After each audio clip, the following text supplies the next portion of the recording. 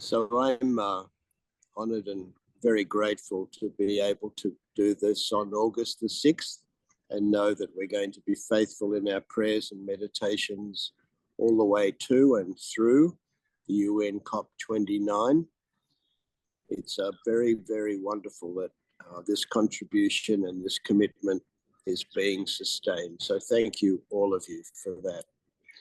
As it happens, I'm in the yarning circle at the Australian Centre for Christianity and Culture in Canberra, and we're hosting today a summit for the future in association with the University of Melbourne Initiative for Peace Building, the UN Association, and others. And it's essentially geared towards the UN Secretary General's plea to the nations to renew the UN's mandate and its work in international peace and security, so that the whole human family can be safe and flourish. And we've chosen today to have this summit for the future to help Australia and other nations make their best contribution to the renewal of the United Nations, because it's the anniversary, the 79th anniversary of Hiroshima, and for Christians, for disciples of Jesus, poignantly, that's on the Feast of the Transfiguration, when we remember Jesus with a few of the disciples transfigured and full of light, beautiful light. It was a kind of prefiguring of the resurrection energy, the light, the delight, the enlightenment that God has for us all. And just happens that it coincided with this time when the bomb was dropped on Hiroshima around breakfast time on a summer's morning. And it kind of poignantly focuses for us, that humankind have a choice. We can either be life-giving or we can lead to each other's destruction. So we've chosen this day for this summit, and really it brings together two of the big challenges we have. We want a world free of nuclear weapons, a nuclear non-proliferation treaty, and we want a world free of fossil fuels causing climate change. We want a non-proliferation of further fossil fuels. And we want these actions to be outcomes of the UN work through the climate change conferences, and also through the work towards nuclear disarmament. So these things kind of come together, and it all can sound very complicated, but as one of the great UN Secretary General Dag Hammarskjöld used to say, the whole point of the UN and of our efforts in support of it is so that people can be safe, can live without fear. And our contribution in our prayers and meditations is to foster the climate, the surroundings, the culture, the atmosphere, which encourages people to take the initiatives that help the whole human family and all species to feel safe, to be safe, and able to flourish. We want to see the whole creation transfigured with divine light. We want to see folk delighted. We want particularly to see children able to enjoy the enchantment of childhood, free of fear. We want that all species can flourish harmoniously. So that's why we're committed to making these contributions as we gather, and as we have heard from Maureen, there are people gathering with us from all over the planet, which is completely wonderful. The word is getting out. We know this is within our capacity to contribute our prayers and meditations to that enhanced atmosphere that we pray will lead to an effective UN COP29.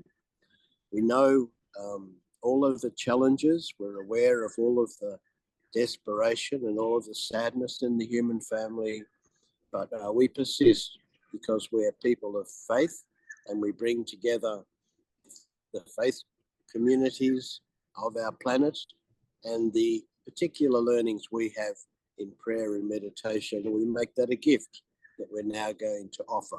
And I'm going to ring the bell. Ironically, I've got it on my phone. Everything. I pretend to ring a bell, but I'll play it on my phone, and we'll go into 15 minutes of silent meditation, each of us making the contribution that is of our tradition.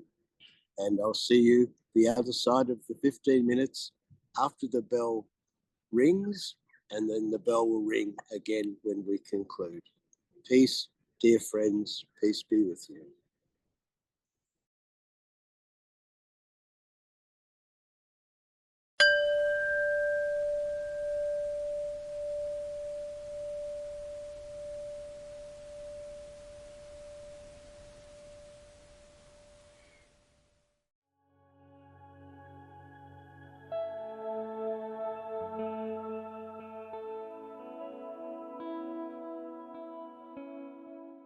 Welcome everybody. Yes, I'm here in Queensland, in Brisbane, and this view behind me is a little pond in our suburb that I like to watch the water dragons and the spoonbills and eat other animals as they come through the seasons. And so I like it for my background, and I see it on my walk in the afternoon. I'm a priest of the Anglican Church, and I've been involved in ministry for many years. I'm retired now, if that's the right word, but I'm still very active and doing things. And I'm particularly involved in environmental responses to climate change as I chair up Anglia Green in the Anglican Church Southern Queensland, and I chair up QSEN, the Queensland Churches Environmental Network, and I'm on the board of ARRCC, the Australian Religious Response to Climate Change.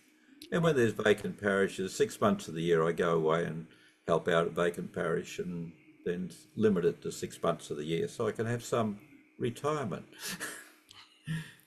But I enjoy bushwalking and the environment. And one of the things I'm going to use this morning is our QSEN has produced a series of 34 reflections for the season of creation, so from the 1st of September to the 4th of October. And they're daily reflections from all different people, and I wrote one of them, and it's on day 30, but I thought I'd share it with you today as a kick-off for our time of silence and reflection. So I'll just begin. A reflection on Psalm 93. Psalm 93 speaks of the authority and power of God, and how it is experienced in the solidarity and durability of the material world. There is turmoil in the created order, but God is mightier than those forces, forces governed by statutes that remain firm. I love watching thunderstorms, seeing the power in the updraft of the thunderhead, the lightning and the thundering sounds giving witness to the power and energy of the storm. I thank God that we have been given the capacity to understand, at least to some extent, the complex mechanisms involved. We call them the laws of nature. Science helps us to understand and warns us of the danger in ignoring the rules of nature. In 2023, the world experienced global heat waves, widespread bushfires and extensive floods in the northern summer, and extreme weather events in the southern summer of 23-24. Science calls for a rapid transition away from fossil fuels to renewable sources. We know what is needed, and my prayer is that our leaders, industry, communities, and individuals will accept the responsibility for our human contribution to these weather changes and make the necessary changes in our lifestyle to reduce our contribution. So I pray, God of love, we praise you for the magnificence of creation. We marvel at both its grandeur and the intricacies of its smallest microscopic life forms. As we reflect on the creation, help us to take in its true significance. This is your work, in which you have invested deeply of yourself. It is the costly outpouring of your creativity.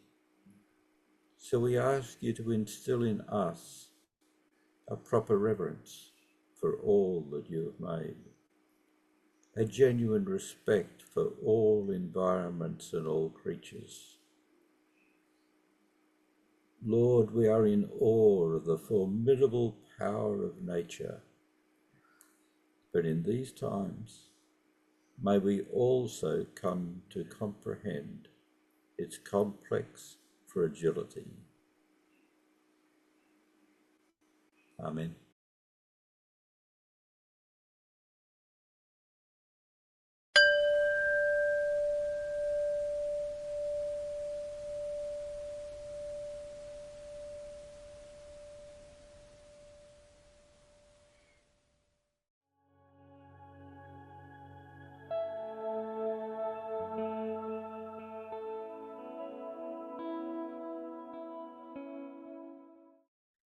Good morning, everyone.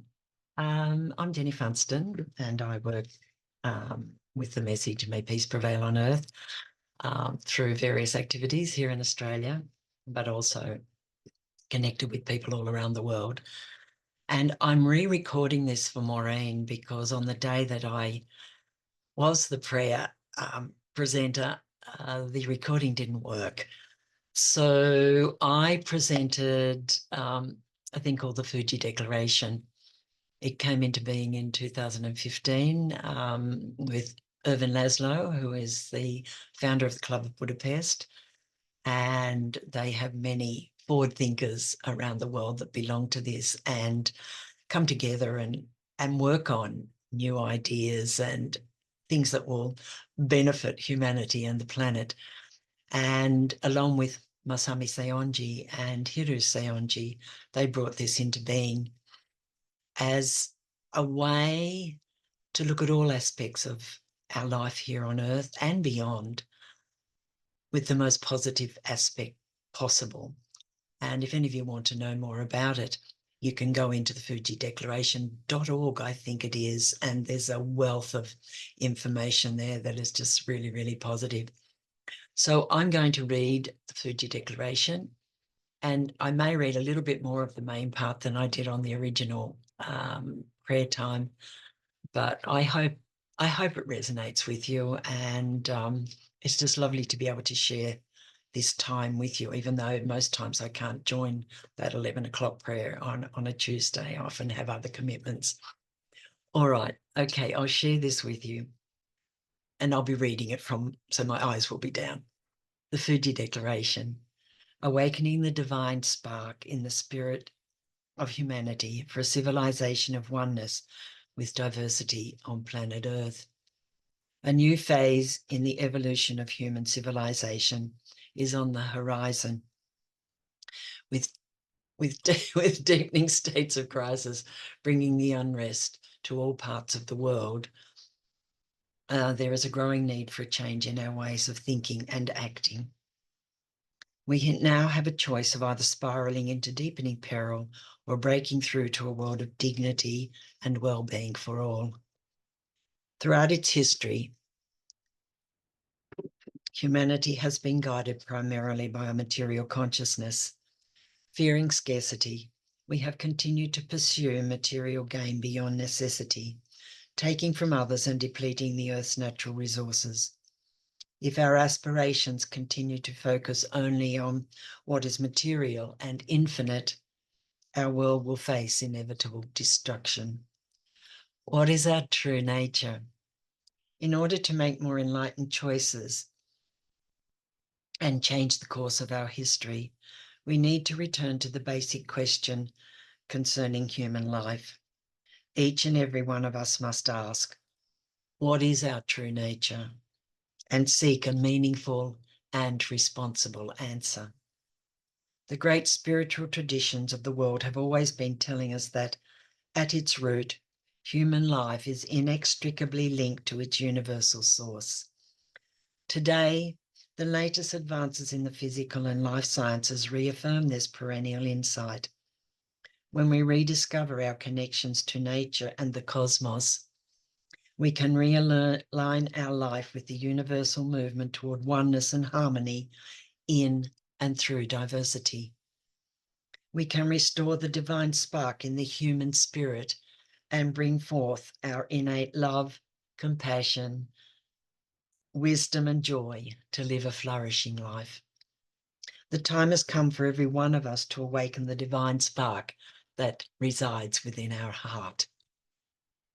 What is the purpose of our existence? We have been born at a critical juncture in history in a world in transition, where it is possible to guide the advancement of humankind toward peace on earth. Living peace and enabling peace to prevail on earth is the ultimate purpose for all of us. We can make and must embrace it in every sphere of our existence. By living consciously and responsibly, we can draw upon our inherent freedom and power to shape our destiny and the destiny of mankind. Our task is to collaboratively create a world of dignity and compassion that unfolds the full potential of the human spirit. A world in which every individual gives expression to his or her highest self in service to the human family and the whole web of life on the planet. It is imperative to bring together individuals from diverse fields, scientists, artists, politicians, business leaders, and others, to create a solid multidimensional foundation for catalyzing a timely shift in the course of history. The time has come for all people to become courageous pioneers, to venture beyond their personal, cultural, and national interests, and beyond the boundaries of their discipline, and to come together in wisdom, spirit, and intention for the benefit of all people in the human family. By so doing, we can overcome the hold of obsolete ideas and outdated behaviours in today's unsustainable world and design a more harmonious and flourishing civilization for the coming generations. The paradigm of the new civilization. The paradigm of the new civilization is a culture of oneness with respect for diversity. Just as the myriad cells and diverse organs of the body are interconnected by their oneness and work together in harmony for the purpose of sustaining our lives, so each and every living thing is an intrinsic part of the larger symphony of life on this planet. With the conscious recognition that we are all a part of a living universe consisting of great diversity, yet embracing unity, we will co-evolve with one another and with nature through a network of constructive and coherent relationships. And I know that was a bit longer than the original, and I'm just going to read the really short version just in case that's something that somebody might just like to take hold of. The Fuji Declaration, igniting the divine spark for a thriving world. As individuals responsible for the future of life on earth, we hereby declare, affirming the light of consciousness within all beings. We affirm the divine spark in the heart and mind of every human being and intend to live by its light in every sphere of our existence. Commitment to creating lasting peace on earth.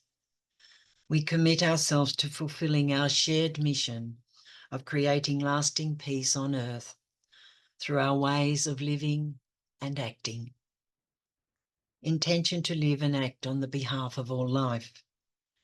We intend to live and act so as to enhance the quality of life and the well-being of all forms of life on our planet. Recognizing that all living things in all their diversity are interconnected and are one. Freeing the human spirit for deep creativity.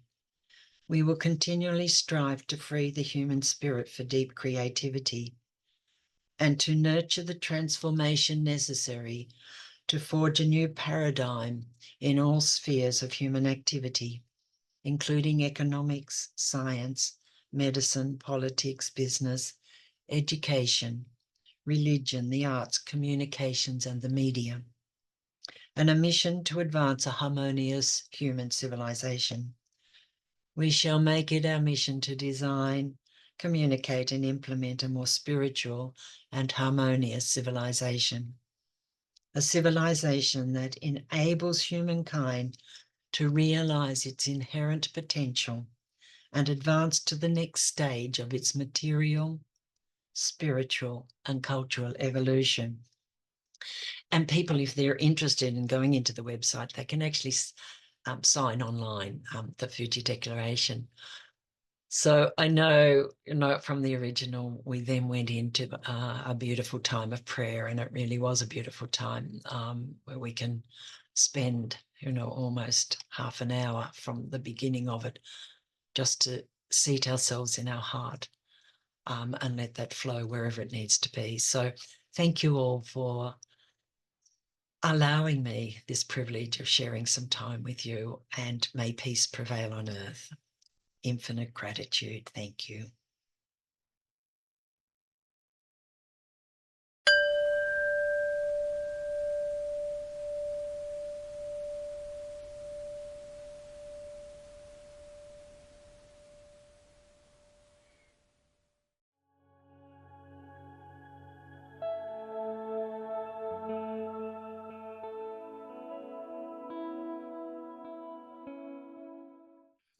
Well, it is a delight to be with you this morning, and I'm very honored to say a few words this morning and lead us into a shared silent meditation for the earth.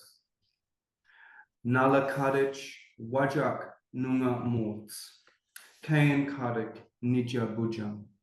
On behalf of us all, I acknowledge the traditional custodians of the land that I am presently in, the Wajak Noongar people of the southwest of Australia, and I pay my respects to the elders past and present, and I extend that respect to any First Nations peoples who might join us today online.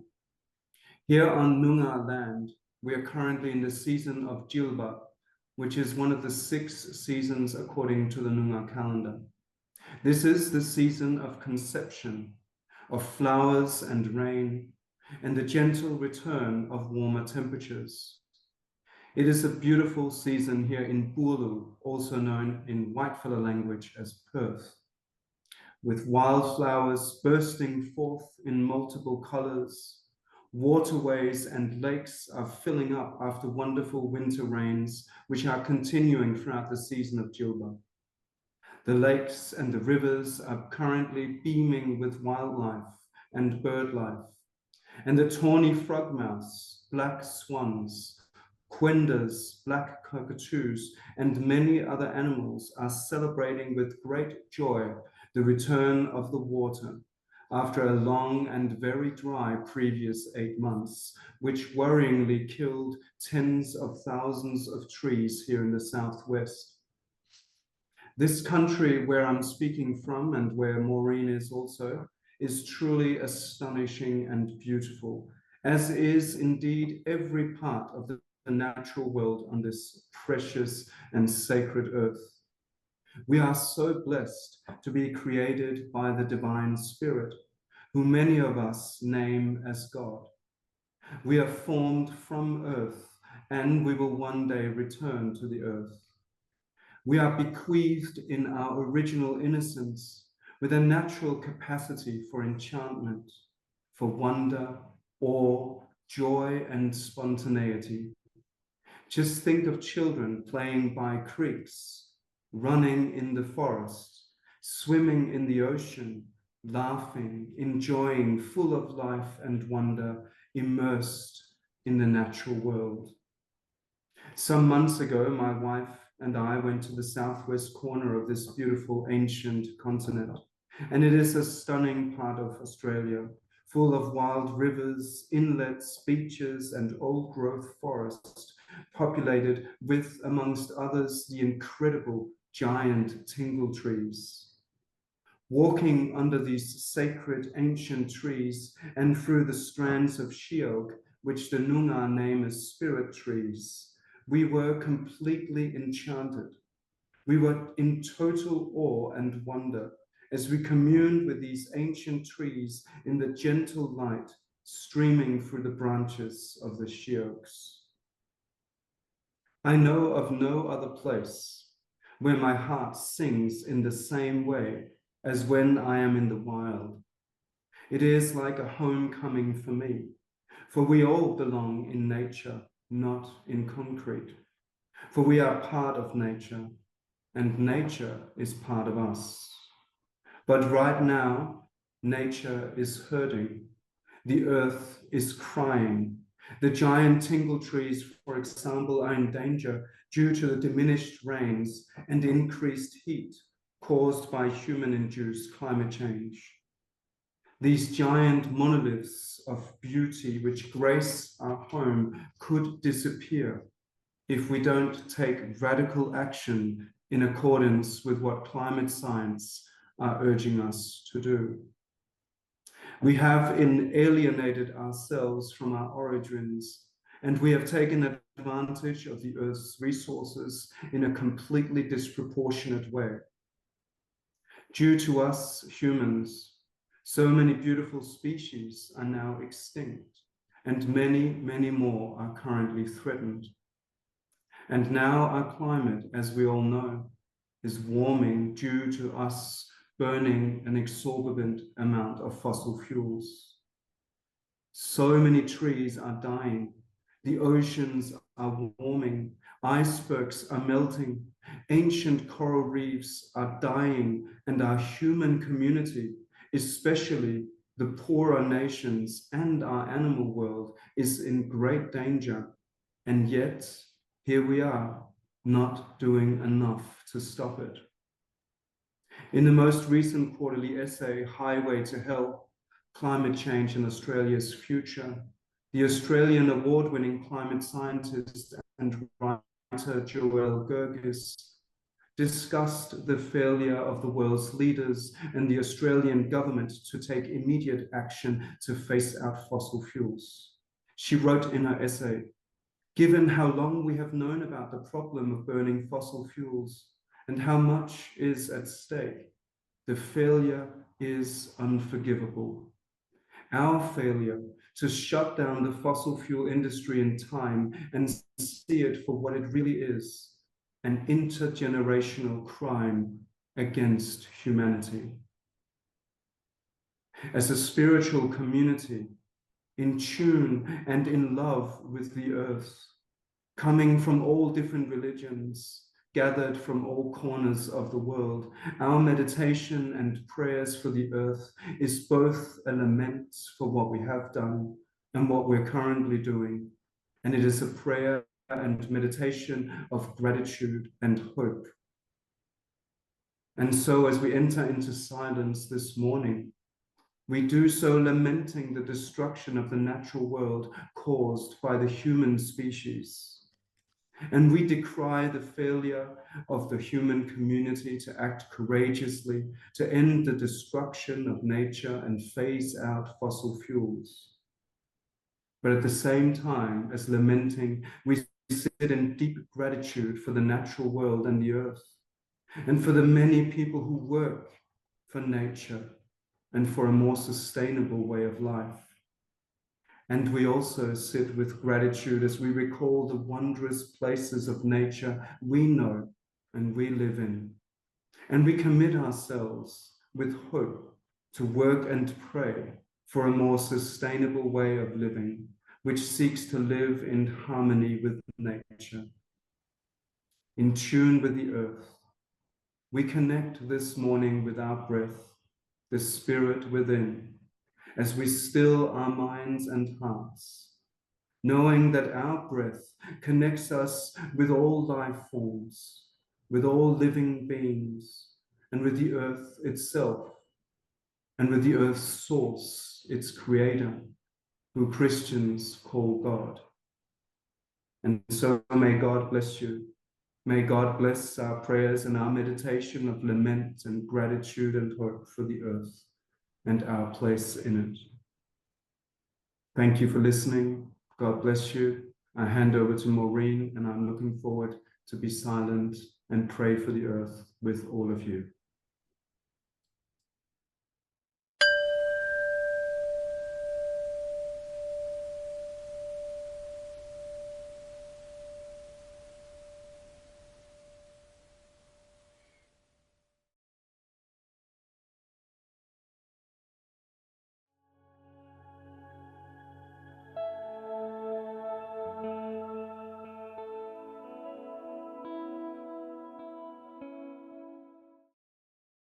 Thank you, Maureen. A few years ago, I ran a series of workshops in conjunction with ARRCC called Living the Change.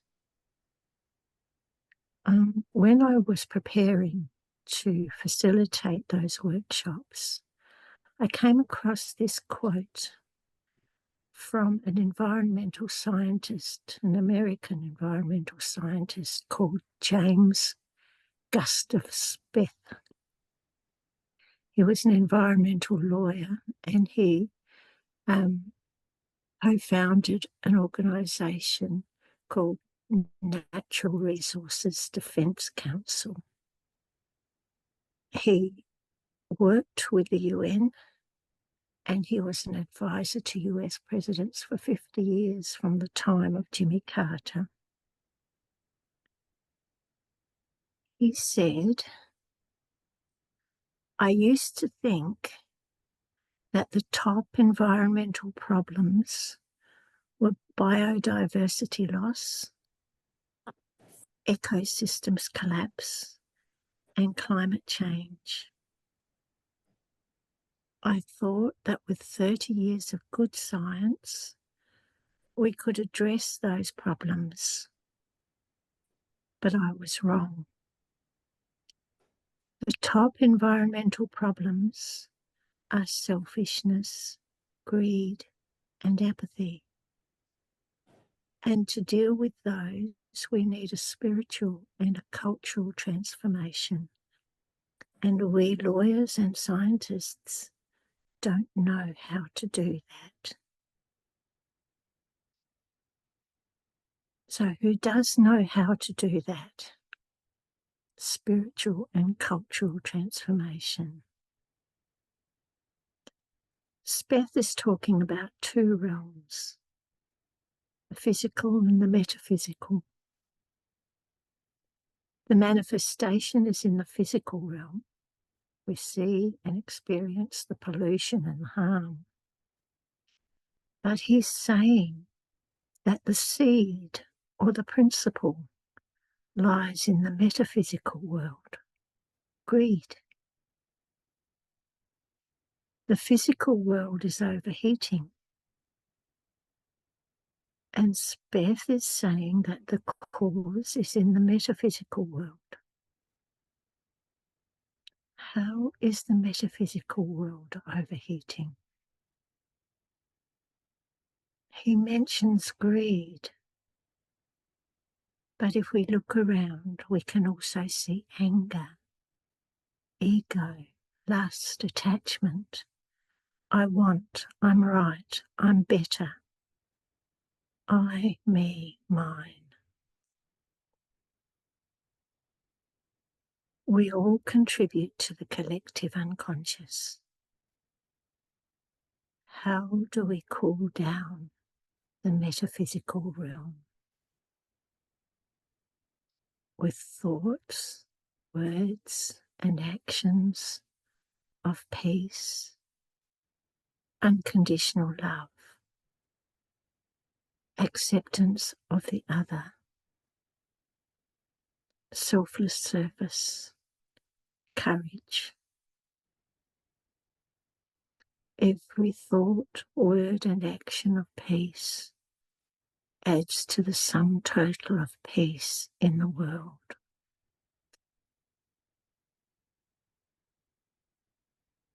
I become a co-creator. The call of time for me is for me to participate in my own co-creation, my personal transformation. Creation time is now. How? Here's one suggestion.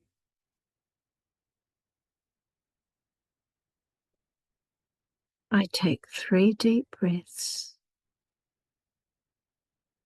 and turn my thoughts within.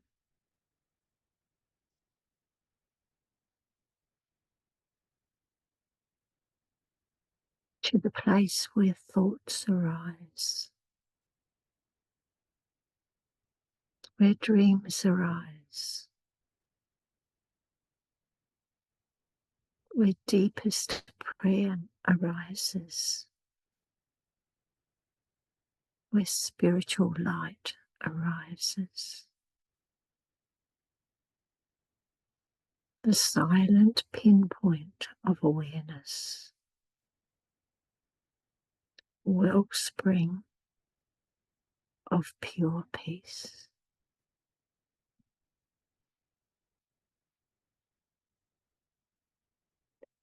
This awareness of my own inner peace becomes a portal through which I may focus my inner eye on the seed of the world, the source of pure peace, the point and the ocean, infinitesimal and infinite, the one with many names. I align myself with that one, and letting go of every other thought, I become just a point, essence of peace, a channel for the peace which comes from the ocean of peace.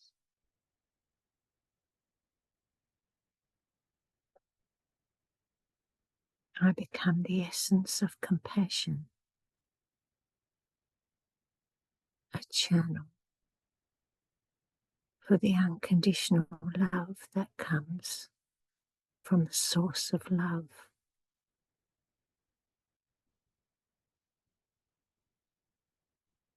The essence of spiritual power, a channel for the creative and recreative power that comes from the seed. I rest in that peace,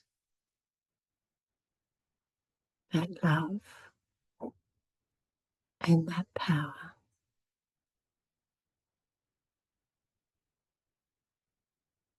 In this sweet, silent communion, there is a transfer of energy. As I release my rubbish, I let go of fears and doubts. I become aware of gentle light touching the shadow places of my heart,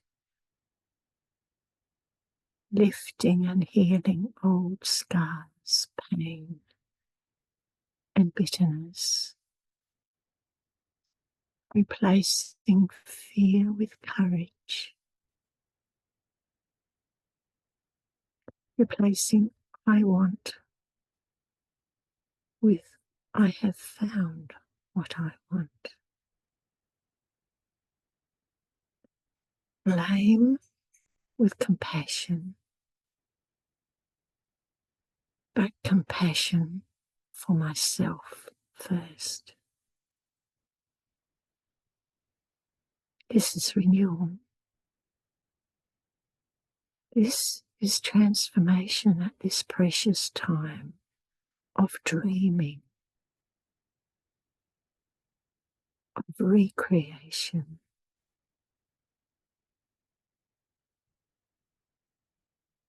With every thought of benefit for myself, I'm sharing that with the grid of the collective unconscious and bring benevolence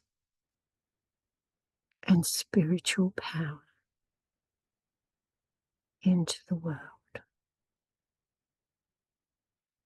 Om Shanti.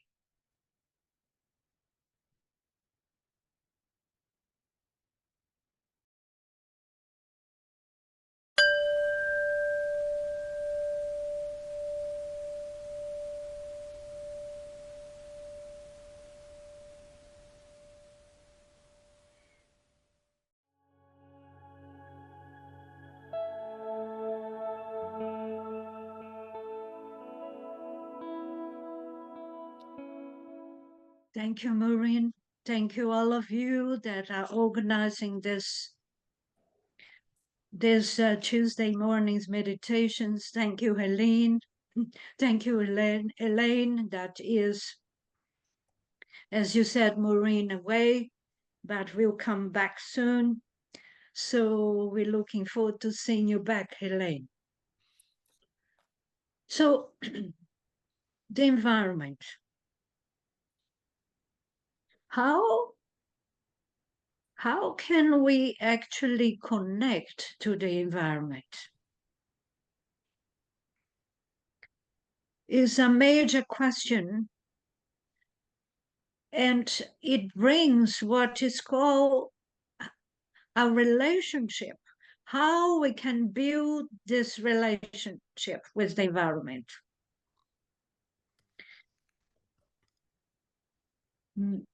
One major factor is the disconnection, how we can connect the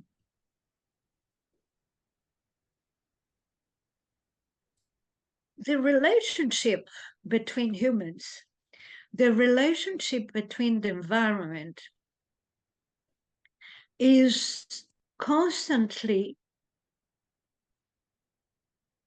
a factor to be in consideration.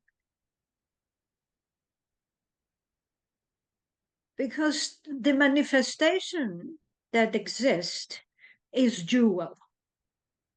So we have the fact that we have a physical body.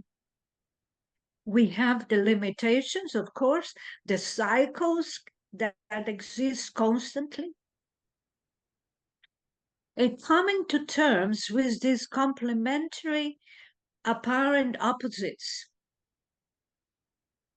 But in reality, they are complementary. They complement each other. Like the male and female, external, internal, up, down.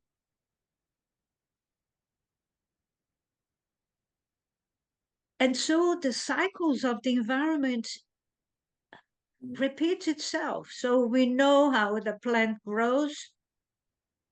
We observe the flowers that now in spring in the hemisphere, southern hemisphere is happening.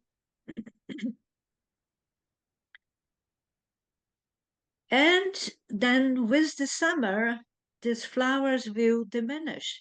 Is winter, they will disappear. So the cycles of the environment are real. The cycles in our body are real. So the idea of actually understanding that and being present to the cycles, present to the being aware of the cycles and being mentally present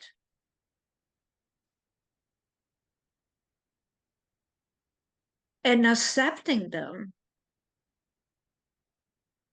living them consciously, give us a sense of being connected, not fighting against it, but with it.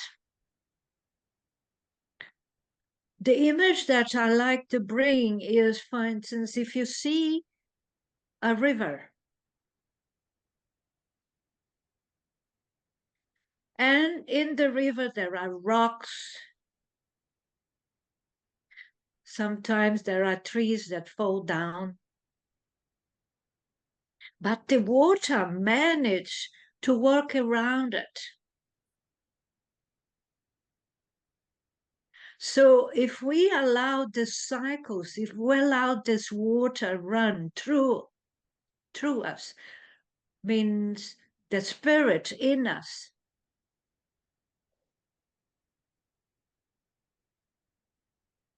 it's only when the water is stuck that starts to putrefy. But when the water runs, it's constantly bringing life. So this is an image that is very close to the environment, the acceptance of the process that are happening in nature. We are nature, and we need to learn how to work with nature. Is a skill, is an ability, is a level of consciousness that all of us can actually develop or become aware of. And not only become aware, but realize it and live it as existence. So, and the best place to actually be with this kind of energy is in silence. So that's why today we're going to have then the minutes of silence. Keeping in mind that we are part of nature, that we are in nature, we are nature. And our acceptance of that and realizing that makes us feel much more peaceful.